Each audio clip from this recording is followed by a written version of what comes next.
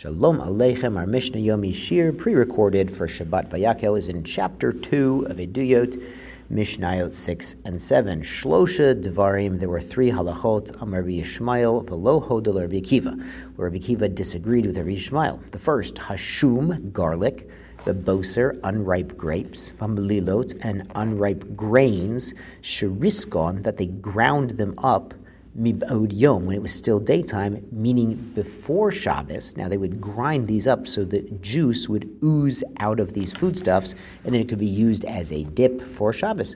Rabbi Yishmael said, Yigmur mishetechshach. They could keep using the dip, even that oozed out after Shabbos began. Rabbi Akiva Omer lo yigmur. Rabbi Akiva said they can't continue using this juice. You can't let the juice keep oozing out and keep using it on Shabbos.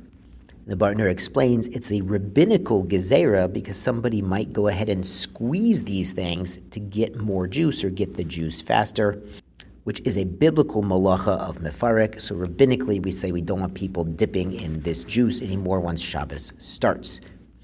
The Mishnah Zayin Shlosh Devarim Amru Lifnei Rabbi Akiva. There are three laws set in front of Rabbi Akiva. Shnayim mishum Rabbi Eliezer, two from Rabbi Eliezer, ve'echad mishum Rabbi Yeshua. Shnayim mishum Rabbi Eliezer, the two from Rabbi Eliezer. Yotzet isha be'ir shel zahav. A woman may go outside wearing a city of gold. Now we're talking about going out on Shabbos into a reshut harabim, a public domain, where there's a concern about carrying, and there's a concern if a woman is wearing some beautiful jewelry, she might take it off to show her friends and inadvertently carry it in the public domain. And this Ir Shel Zahav is like a crown, like a tiara, and it's called Ir because it was in the shape, like the skyline of the city of Yerushalayim, and it was made of gold. But this ornament, this Ir Shel Zahav, is so expensive that no one is going to take it off their head just to show their friends. They wouldn't need to, but only the very wealthy women would have such access to such a thing, and they certainly wouldn't be taking off their jewelry in the public street. It's interesting, and Nidarim, Daf 50, I believe, Rabbi Akiva and his wife are sleeping in a barn on straw, and he says, if I only had enough money, I would buy you an Ir Shel Zahav. Then there's a Gemara in Shabbos that mentions that Rabbi Akiva did eventually get his wife an Ir Shel Zahav, probably many decades later after he became a great sage.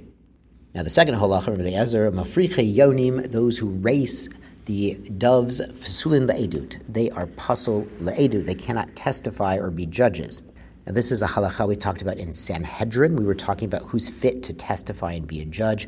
The concern here is they are gambling, which basically means they're rabbinically stealing other people's money. Another explanation was they're using their doves to lure other people's doves or doves that have nested on private property off of that property to capture them, a form of rabbinical theft. And the Mishnah continues, Echad Mishur Yeshua, the halacha here from Rabbi Yeshua, Hasheretz Befi Hulda. There is a sheretz, like a mouse or one of these like lizards or one of these creepy crawly tuma. They're tame when they're dead. Befi hulda. It's in the mouth of a weasel. Now the weasel is carrying this sheretz away to eat it. Umechalechet al gabe kikarot. But Nebuch, the weasel, is walking over loaves of bread you just baked, shel truma, and it's truma bread. Now, if the dead sheretz touches truma, it's tameh and it can't be used. But here, safek naga, safek lo naga, there's a doubt if the sheretz actually touched the bread while the weasel was hauling it away.